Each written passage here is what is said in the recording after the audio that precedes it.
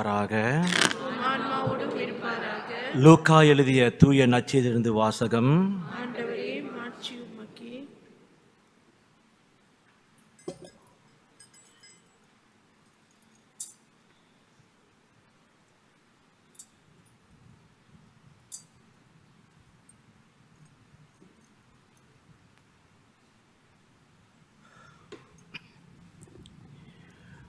மோசேயின் கட்டளைப்படி தூய்மை சடங்கை நிறைவேற்ற வேண்டிய நாள் வந்தபோது குழந்தையை ஆண்டவருக்கு அர்ப்பணிக்க அவர்கள் எருசலேமுக்கு கொண்டு சென்றார்கள்.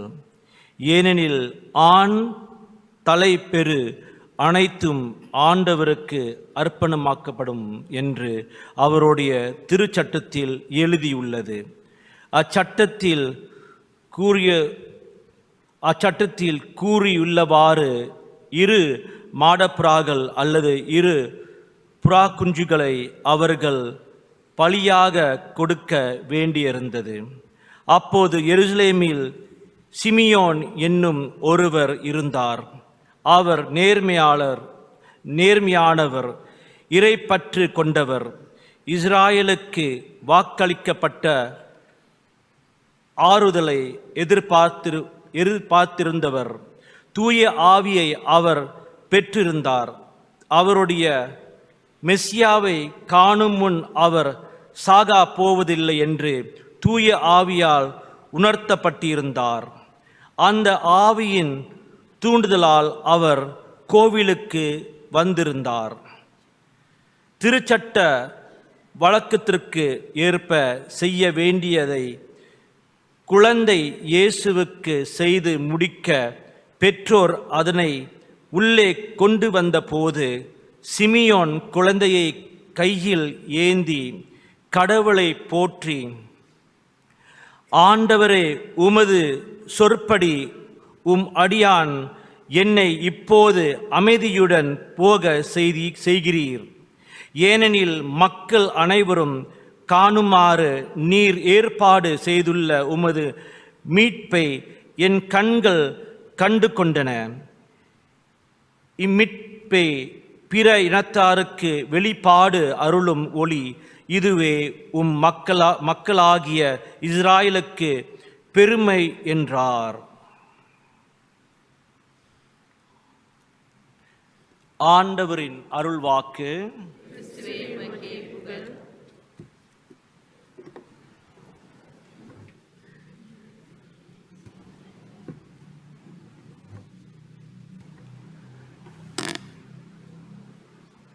எல்லா யூதர்கள் போல இயேசுவோட பெற்றோர்களும் திருச்சட்டத்துக்கு கீழ்ப்படிந்து அவங்களுடைய மகனையும் காணிக்கையாக கோயிலில் கொண்டு போய் ஜெபிக்கிறதுக்காக கொண்டு போனாங்க. அந்த நேரத்தில் யார் அங்கே நின்று கொண்டிருந்தாங்க? சிமியோன், ஆனா, இறைவாக்கினர் ஆனா, 2 பேரும் அங்கே நின்னாங்க. ஆனாவுடைய வயது 84. சிமியோனுடைய வயது நற்செய்தியில் சொல்லவில்லை. அப்போ அவர் என்ன சொன்னார்?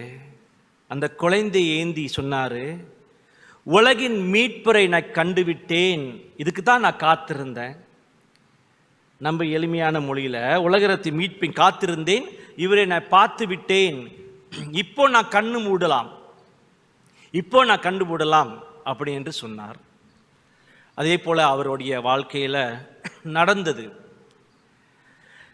அவருக்கு பரிசுத்த ஆவியின் வல்லமையால் ஒரு தூண்டுதல் மனசுல, உலகின் மீட்பர் இருக்கிறார், அவரை நீ காண்பாய், அவரை காண்பதற்கு முன்பு நீ சாக மாட்டாய், அது வரைக்கும் நீ காத்திருப்பாய் என்று அவரிடம் சொன்னது. அதே போல அவருக்கு இந்த நிகழ்வு நடந்தது. இயேசுவை பார்த்துட்டு தான் அவர் இறந்தார். அது வரைக்கும் கடவுள் அவரை வைத்திருந்தார். சிமியோன் ஒரு நேர்மையானவர், இறை அன்பு, இறை பக்தி உள்ளவர். அவருடைய பக்தி, அவருடைய ஜெபம், அவருடைய வாழ்க்கை அவ்வளோ பெரிய எதிர்பார்ப்போடு இருந்த வாழ்க்கை. இறைவன் தன்னையே தனக்கு காட்சி கொடுத்துட்டு தான் அவர் போனார். ஆண்டவருடைய காணிக்கையை அர்ப்பணித்தல் அன்று அவர் இயேசுவை பார்த்துட்டு போனார். அன்பார்ந்தவர்களே, நாம் எல்லாம் திருப்பலிக்கு வரும்பொழுது என்னத்தை காணிக்கையாக கொடுக்கின்றோம்? அதுக்கு முன்பு இந்த நற்செய்தியில் 2 பொருட்கள் முக்கியமானது. முதலாவது, வயதானவர்கள், முதியோர்கள், வயசுல முதியோர்கள், அவங்களோட ஜெபம், உண்மையான ஜெபத்தை இறைவன் கேட்பார்.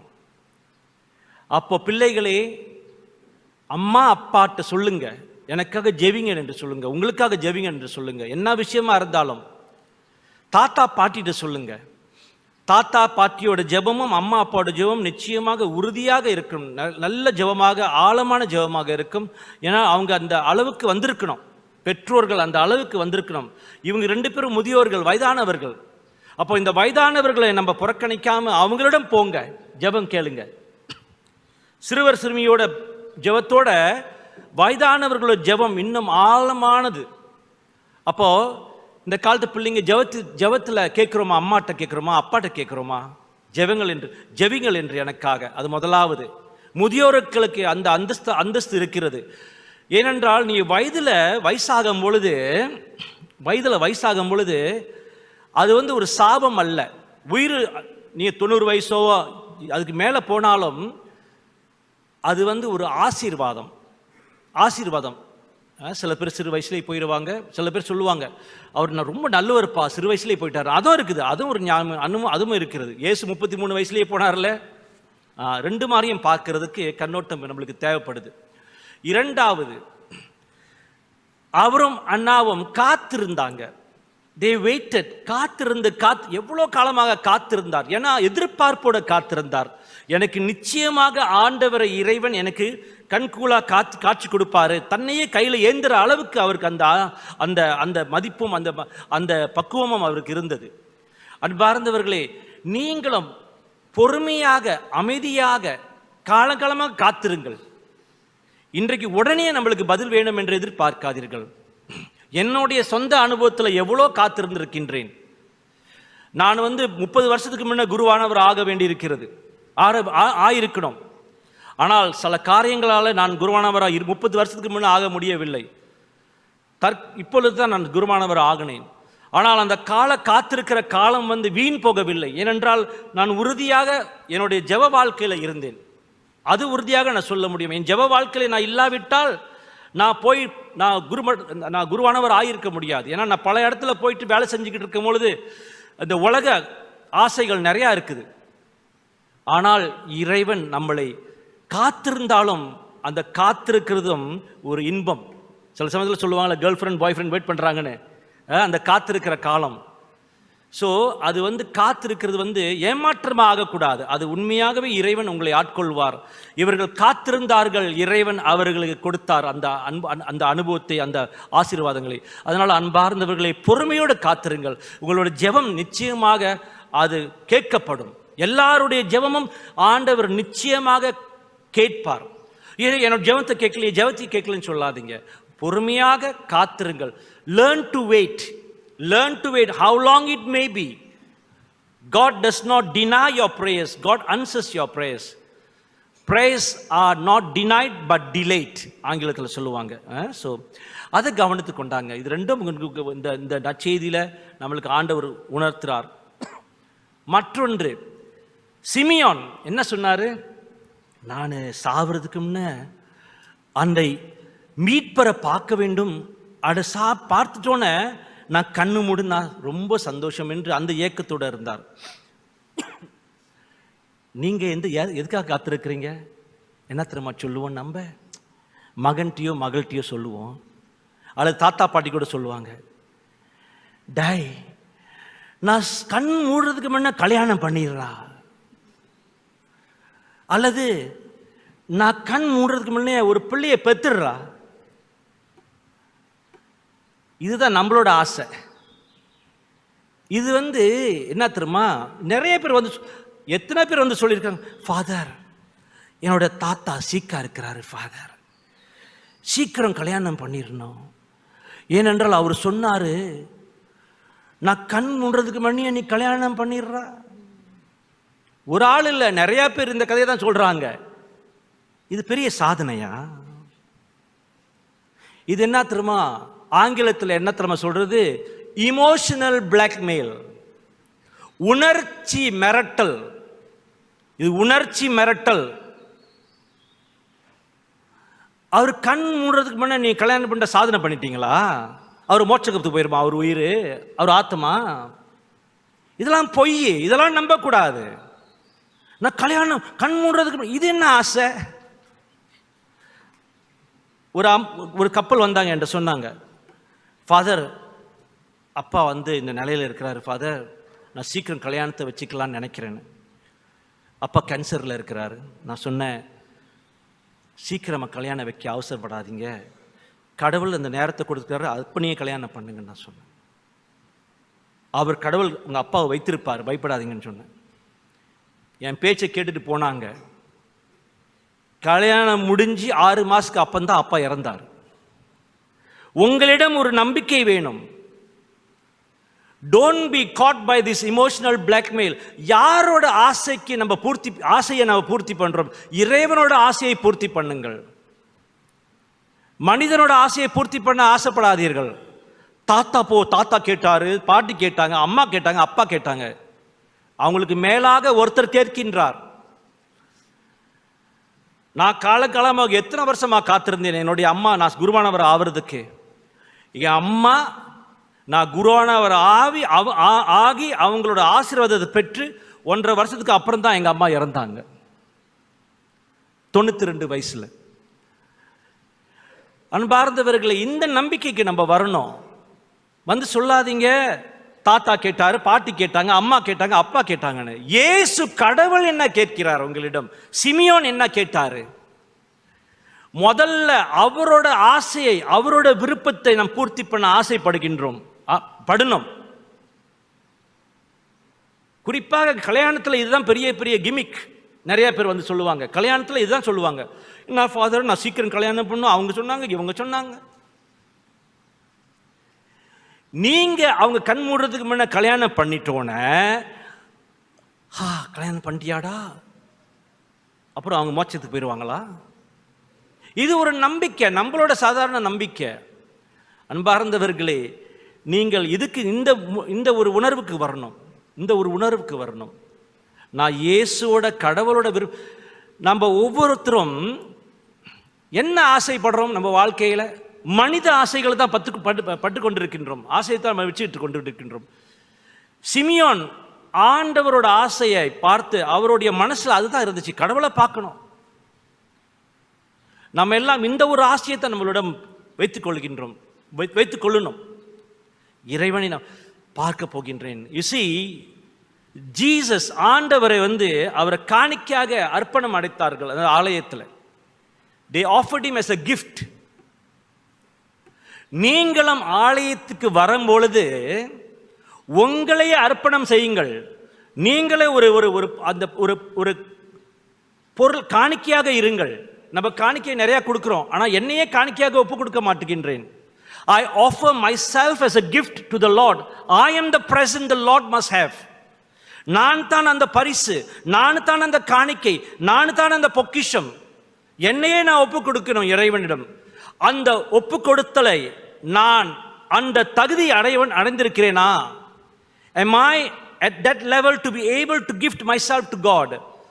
பாவம் இருந்தால் பரவாயில்ல, ஆனா தயார் நிலையில வரணும். நம்ம எல்லாம் பாவம் செய்யறோம், யார் பாவம் செய்யல?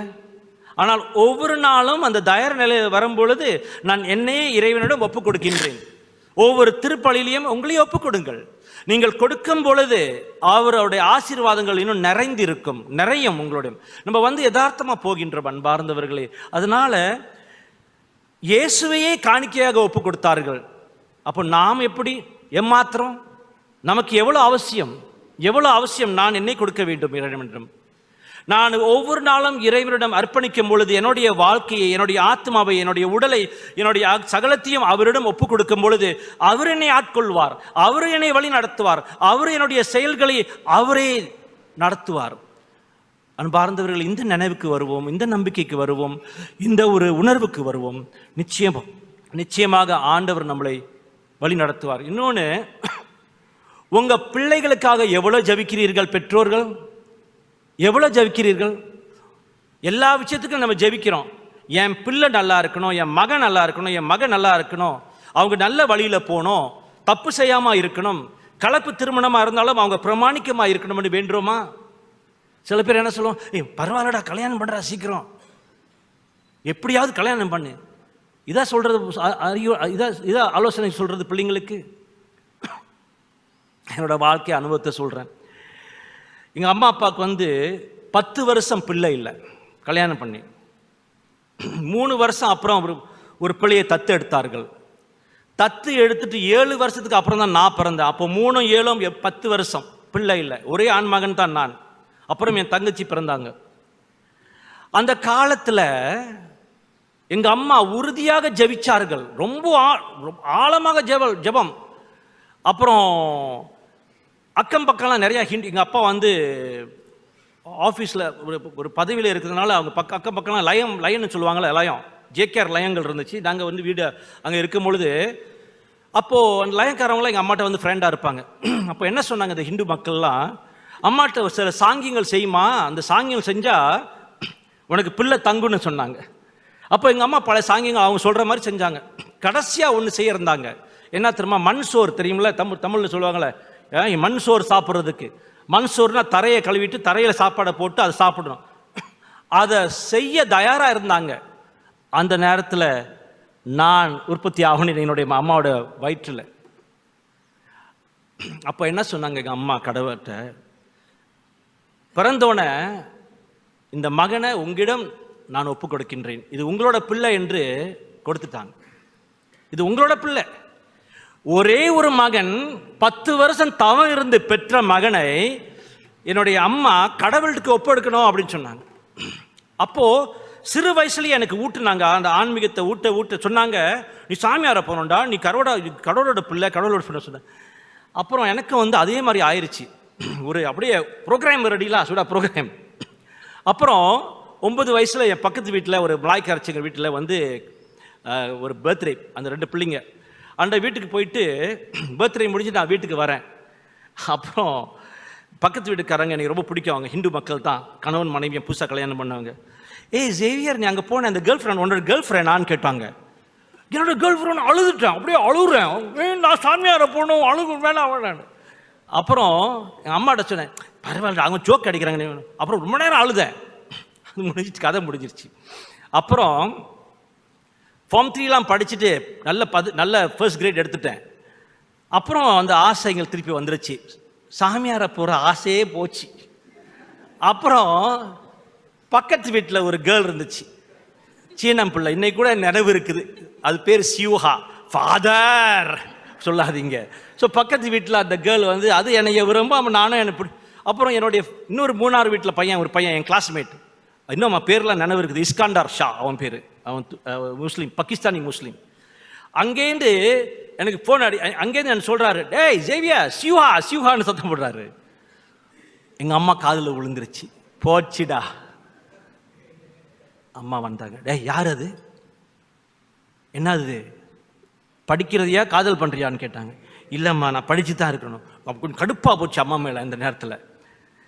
ஏன் இதை சொல்கிறேன்னா, அம்மா என்னுடைய வாழ்க்கையில் கண்காணித்து வந்தாங்க, என்னுடைய நடைமுறைகளை கண்காணித்து வந்தார்கள். என் மகன் சரியா இருக்கணும், அப்படி போகக்கூடாது, திசை மாறி போகக்கூடாது. அவங்க என்னை மிரட்டி வைக்கல.